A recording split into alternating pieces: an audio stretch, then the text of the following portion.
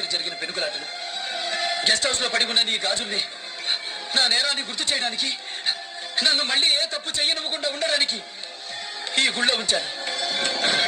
నువ్వు నీ గతం చెప్పిన వెంటనే నేనే ఖాళీనని చెబుదాం అనుకున్నాను.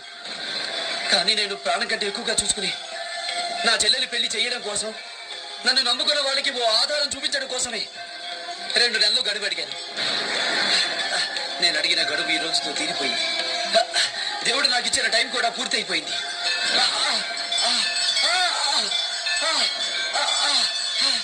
నీ జీవితంలో ఓ చీకటి అధ్యాయం లాంటి నేను ఈ రాత్రితో ముగిసిపోతాను. ఇన్నాళ్ళుగా నువ్వు అనుభవిస్తున్న బాధ, అవమానం, ప్రతీకారం, అశాంతి అన్నీ నా చావుతో పూర్తయిపోతాయి.